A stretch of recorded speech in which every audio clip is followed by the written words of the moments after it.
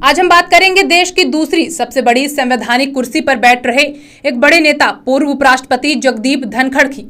जगदीप धनखड़ ने हाल ही में स्वास्थ्य कारणों का हवाला देते हुए उपराष्ट्रपति पद से इस्तीफा दिया और अब वो एक बार फिर सुर्खियों में हैं। वजह है उनका राजस्थान विधानसभा में पेंशन के लिए दिया गया आवेदन। उन्होंने हाल ही में राजस्थान विधानसभा में पेंशन के लिए आवेदन किया।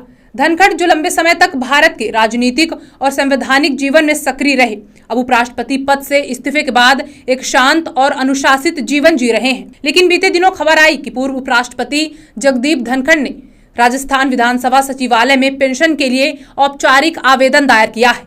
धनखड़ 1993 से 1998 तक राजस्थान की किशनगढ़ सीट से विधायक रहे और अब उनके इस आवेदन की प्रक्रिया शुरू हो चुकी है। सूत्रों के मुताबिक राजस्थान विधानसभा के नियमों के तहत उन्हें न्यूनतम 42,000 रुपए मासिक पेंशन मिलेगी।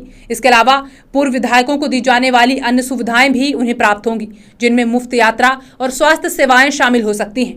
लेकिन सवाल ये उठता है कि आखिर एक वरिष्ठ नेता जो उपराष्ट्रपति जैसे बड़े पद पर रहे हैं, उन्हें पेंशन की जरूरत क्यों पड़ी, जबकि जगदीप धनखड़ का राजनीतिक सफर भी बेहद शानदार रहा है। 1989 से 1991 तक वे राजस्थान के झुंझुनू से लोकसभा सांसद रहे और चंद्रशेखर सरकार में केंद्रीय संसदीय कार्य राज्य मंत्री बने। इसके बाद 1993 से 98 तक वे किशनगढ़ से विधायक रहे। 2019 से 2022 तक वे पश्चिम बंगाल के राज्यपाल रहे, जहां ममता बनर्जी सरकार के साथ उनके टकराव ने उन्हें सुर्खियों में रखा। फिर 2022 में वे भारत के 14वें उपराष्ट्रपति बने, लेकिन स्वास्थ्य कारणों का हवाला देकर 21 जुलाई 2025 को उन्होंने इस पद से इस्तीफा दे दिया। इस्तीफे के बाद से वे सार्वजनिक जीवन से दूर हैं और अब पेंशन आवेदन के जरिए अपनी सेवाओं के लिए लाभ लेने की दिशा में आगे बढ़ रहे हैं।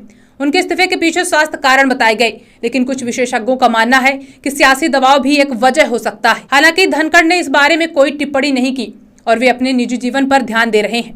इस बीच उपराष्ट्रपति पद रिक्त होने के कारण 9 सितंबर 2025 को उनके उत्तराधिकारी के लिए चुनाव होने जा रहे हैं, जो सियासी गलियारों में एक नई बहस शुरू कर सकता है। लेकिन सोशल मीडिया पर लोग पेंशन मुद्दे पर अपनी बात रख रहे हैं। कुछ लोग कह रहे हैं कि धनखड़ को सम्मानजनक पेंशन और सुविधाएं मिलनी चाहिए, क्योंकि उन्होंने देश के लिए बहुत कुछ किया है। वहीं कुछ का मानना है कि एक वरिष्ठ नेता को इस तरह पेंशन के लिए आवेदन नहीं करना चाहिए था। आपकी क्या राय है? क्या धनखड़ का पेंशन आवेदन सही कदम है या फिर यह उनकी छवि पर सवाल उठाता है? जगदीप धनखड़ की नई शुरुआत उनके लंबे करियर पर एक नया पहलू है।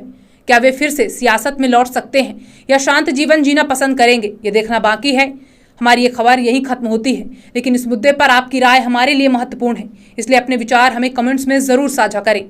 ताजा तरीन खबरों के लिए आप हमारे YouTube चैनल सुरमा भोपाली को सब्सक्राइब करें एवं शेयर करें। आप हमें Facebook, Instagram और X पर भी फॉलो कर सकते हैं।